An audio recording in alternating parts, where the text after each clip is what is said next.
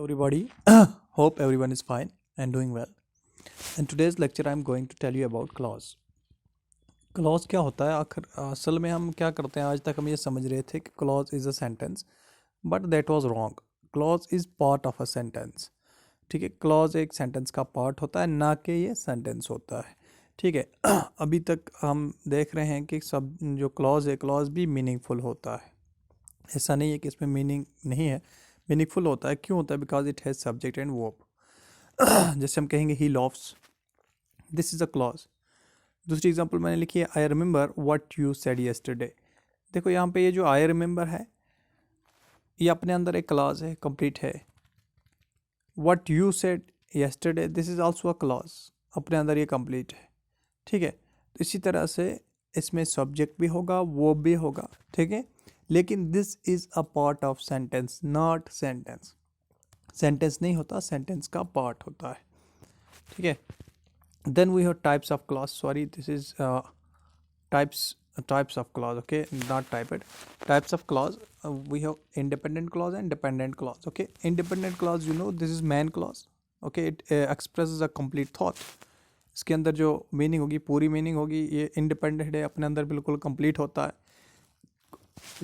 Another one is dependent clause. तो dependent clause में हमारे पास तीन आते हैं: noun clause, adjective clause and adverb clause. Okay, let's see what is noun clause. Noun clause is a clause that acts as a noun. ठीक है, जो नाउन की तरह काम करेगा. इसके लिए मैं आपको बता देता हूँ कुछ वर्ड्स हैं जिनसे आप पहचान सकते हो ये नाउन क्लॉज है. जैसे हम यूज़ करते हैं how, that, whatever, when, where, whether, whichever, whoever, etcetera. Okay, for example whoever thought of that idea is a genius. ठीक है, ये देखो यहाँ पे हम कह रहे हैं whoever thought of an idea. Okay, अभी हम बात कर रहे हैं किसी बंदे के बारे में बात कर रहे हैं. ठीक है, whoever, किसी बंदे के बारे में हम जब बात कर रहे हैं इसका मतलब हम नाउन की बात कर रहे हैं. ठीक है, I believe that I will pass the test. ठीक है, that I will pass the test. ठीक है, अब यहाँ पे भी नाउन है क्योंकि हम अपने आप बारे में बात कर रहे हैं, नाउन के बारे में बात कर रहे हैं, तो नाउन ही क्लॉज बनेगा ये. Okay, this is noun clause. Another one is adjective clause which acts as an adjective, जो एडजेक्टिव के तौर पे काम करेगा. ठीक है, ये इसके लिए वर्ड्स हैं हमारे पास that, when, where, who, whom, who was, which, why. खासकर रिलेटिव प्रोनाउन आते हैं एडजेक्टिव क्लॉज में. ये चीज़ याद रखनी है.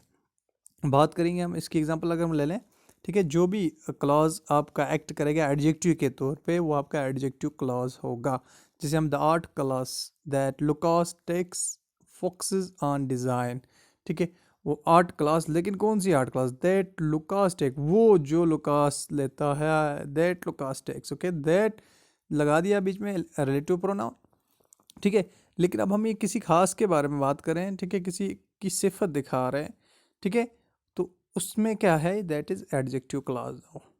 The house on the left which belongs to Ram is up for sale. ठीक है, वो हाउस, कौन सा house? Which belongs to Ram, जो राम से बिलोंग करता है, जो राम का है. ओके, इसलिए हम यहाँ पे इसको दिखा रहे हैं भाई ये सिफत है इसकी. मकान है लेकिन कौन सा मकान? वो मकान जो राम का है. ठीक है, अब ये एडजेक्टिव क्लॉज बन गया. Another one is adverb. Okay, which acts as an adverb. She likes the red car more than her husband. ठीक है भाई, इसको रेड कार पसंद है लेकिन अपने घर वाले से ज़्यादा. ठीक है, लड़कियों को कुछ ज़्यादा ही होता है ना, वो हर चीज़ को चाह के बढ़ के चाहती हैं. ठीक है, तो मोर देन हर हस्बैंड, अपने हस्बैंड से भी ज़्यादा उसको कार पसंद है.